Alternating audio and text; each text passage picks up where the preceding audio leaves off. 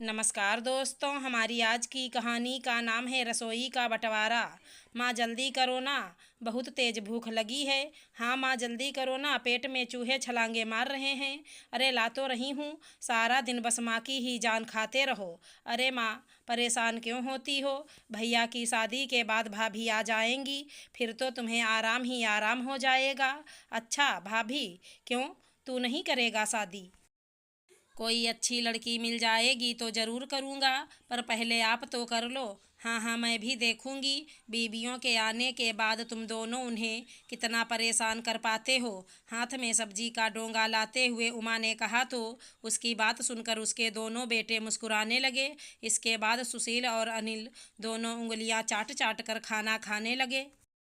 और फिर अच्छा एक बात और है, माँ तुम्हारे हाथों का जो स्वाद है ना, वो कहीं और नहीं। रहने दे, बड़ा आया, जब तेरी बहू आ जाएगी तब पूछूंगी कि किसके हाथों का स्वाद ज़्यादा अच्छा है। वाह माँ वाह, क्या बात कह दी। ओए तू चुपचाप खाना खा, ज़्यादा बोलेगा ना तो तेरी शादी पहले करा दूंगा, समझा? सुशील की इस बात को सुनकर उमा सोच में पड़ गई और फिर उसने कहा, वैसे आइडिया बुरा नहीं है। मतलब कौन सा आइडिया माँ? अब अनिल भी तो अब शादी के लायक हो ही गया है, ठीक ठाक कमा भी लेता है, तो तुम दोनों की शादी एक साथ ही कर देती हूँ। अरे अरे, यह बात कहाँ से आ गई? शादी की बात तो भैया की चल रही है ना, तो उन्हीं की कराओ। मुझे इस पचड़े से दूर रखो। और वैसे भी मैंने सुना है। क्या सुना है तूने? अरे मैंने सुना है, भाई तभी तक भाई को प्यार करता है जब तक वह पति नहीं बन जाता। एक बार बीबियाँ आ गई तो फिर तो रायता ही फैलता है। क्यों माँ? ऐसे कैसे? मैं तो हूँ ना, सब कुछ समेट कर रखने के लिए। उमा ने यह बात यूं ही नहीं कही थी। काफ़ी सोच विचार के बाद उमा कुछ दिनों के बाद ही दो सुंदर बहुओं को अपने घर ले आईं। अपने दोनों बेटों के घर बसाकर वो बहुत खुश थी, लेकिन ये वाकई इतना आसान भी नहीं था। अभी असल रायता तो फैलना बाकी था। कुछ दिनों तक तो सब ठीक चला, लेकिन फिर एक दिन, सुनो जी, मुझे आपसे एक बात करनी है। क्या हो गया, बोलो। अरे वो अनीता, वो तो बहुत ही फिजूल खर्च कर रही है। मतलब ऐसा क्या कर दिया उसने? जब देखो खाने में पनीर मुर्गा बस यही सब बनाती रहती है। हाँ तो क्या हो गया? हुआ यह कि जो राशन 6,000 में पूरा हो जाना चाहिए था, मैडम की वजह से 12,000 से 15,000 तक पहुंच रहा है। ऐसे ही चलता रहा तो हम तो सड़क पर आ जाएंगे। अपनी पत्नी सुनीता की बात सुनकर सुशील भी सोच में पड़ गया। मगर ये कहानी सिर्फ इसी कमरे में नहीं चल रही थी, बल्कि दूसरे कमरे में भी यही हाल था। छोटे भाई अनिल की पत्नी अनीता भी उससे अपनी जेठानी की शिकायत कर रही थी। देखो जी, ऐसे नहीं चलेगा, मैं कह देती हूँ। पर हुआ क्या? तुम्हारी भाभी भिखारियों के खानदान से हैं क्या? अरे ऐसा क्यों बोल रही हो? सारा दिन बस दाल चावल पोहा खिचड़ी यही सब बनाती रहती हैं। अरे 4 दिन की ज़िंदगी है और सिर्फ 3 टाइम खाना है, तो कुछ अच्छा तो खाओ। कुल मिलाकर दोनों तरफ एक सी हालत थी। सुनीता को उसकी देवरानी अनीता बहुत खर्चीली लगती थी, तो वहीं अनीता को अपनी जेठानी सुनीता एक नंबर की कंजूस लगती थी।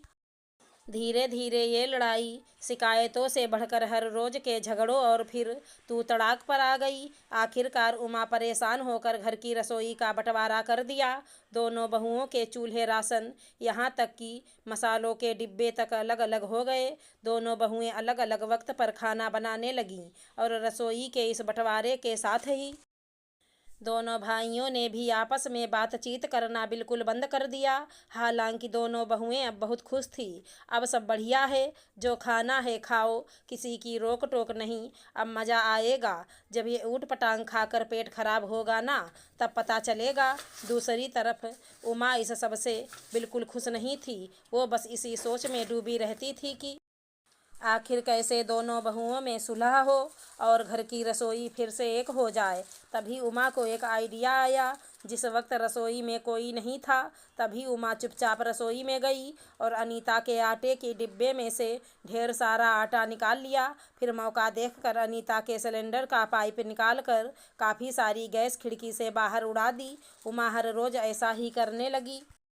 कभी वो दाल निकाल लेती तो कभी किसी के चावल कम कर देती। इस वजह से दोनों बहू का राशन बहुत जल्दी ख़त्म होने लगा। दोनों भाइयों पर दुगना खर्च पड़ने लगा। और तब एक दिन, अरे यार अनीता, कहाँ से लाऊं इतने पैसे? भला ऐसा भी क्या बनाती हो रोज़ जो 1 महीने का राशन 15 दिन में ही खर्च हो गया? अब ऐसा करो, तुम रहने दो, अब माँ ही रसोई चलाएंगी, तुमसे नहीं हो पाएगा। उधर घर के दूसरे कमरे में भी कुछ ऐसा ही हाल था। एक तो सारा दिन खिचड़ी और दाल चावल खाकर मैं खुद पक चुका हूँ, और उसमें भी तुम्हारी रसोई में राशन इतनी जल्दी ख़त्म हो जाता है। सिलेंडर पर सिलेंडर भरवाई जा रही हो बस। अब बहुत हो गया। तुम्हें अपने मायके जाना है तो जाओ, यहाँ एक ही रसोई चलेगी और उसे मेरी माँ चलाएंगी, समझी तुम? उमा का तरीका काम कर गया था। दोनों बहुओं को जब कुछ समझ नहीं आया तो दोनों ने हार कर एक दूसरे से सुलह करने का फैसला कर लिया, क्योंकि वह दोनों एक दूसरे को तो बर्दाश्त कर सकती थी, पर अपने पतियों की नाराज़गी वो नहीं झेल सकती थी। और इस तरह उमा की रसोई में खींची लकीर मिट गई और दोनों बहुएं मिलजुल कर अपनी एक रसोई चलाने लगीं। अगर हमारी कहानी पसंद आई हो तो चैनल को लाइक शेयर सब्सक्राइब करें। राधे राधे दोस्तों।